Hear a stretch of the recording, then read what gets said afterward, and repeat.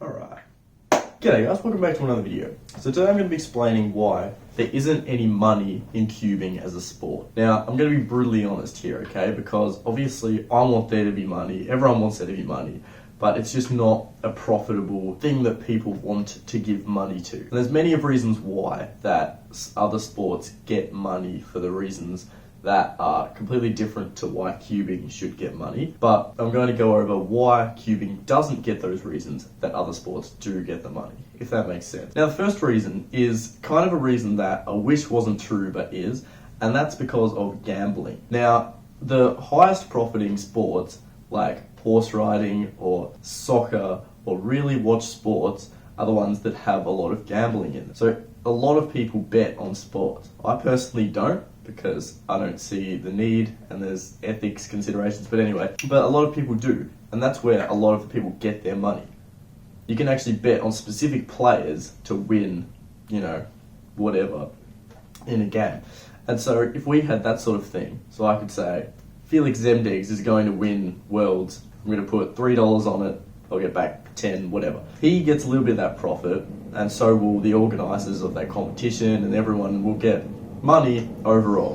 And the more people who bet on it, the more money the whole organisation will receive. But the problem is with this is that one, there's not many people who watch the sport, and two, there's a lot of young people. Young people can't bet, they don't have any money, and they probably don't have any intention to bet. And so being young is one of the major reasons why there's not enough money, because there's a lot of young people who don't have money to put into cubing. The second reason is it's a competitive sport, yes, however, it's not a one-on-one or 1v1 competitive sport. So for sporting teams, obviously it's a one-on-one because there's a team against a team. You can't have a team playing on its own at once in a sport like that. Cubing is a one versus everyone, which is 1v1v1, everyone's for themselves.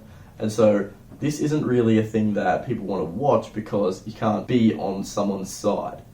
You kind of can, but it'll only be like a single person. Now, obviously, there's been competitions that have tried to improve this, and it's been recognised as like an issue with the community because at Worlds, we have the one-on-one at the end, but it's just not really the same thing. They're not battling against each other, they're sort of battling between each other. It's kind of like in cycling, instead of having a race, it's like having two people doing time trials at different times. It's not as enjoyable to watch. You'd want to watch both people racing against each other and see who comes first.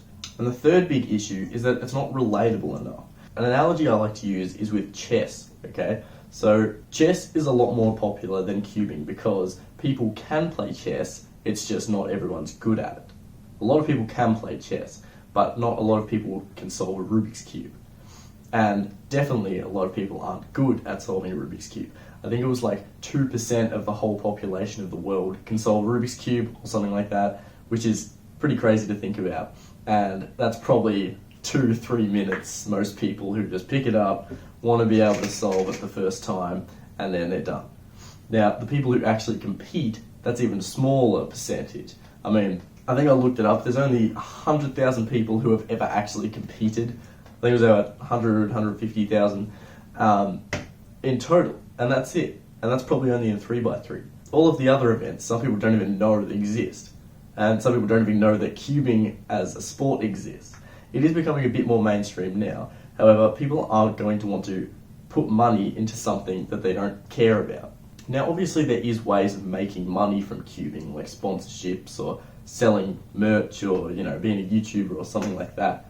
But overall, they're all sort of side things that come with cubing, like selling or promoting, but it's not exactly from the sport, it's more of just from like the merchandise. So anyway, overall, of course I want there to be money, and a lot of people do as well, and I'm sure we can find other ways of making it more profitable, but as it stands, they're the reasons why I believe that there's not enough money.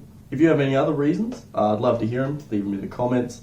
But anyway, thanks for watching, I'll see you in the next one. Cheers!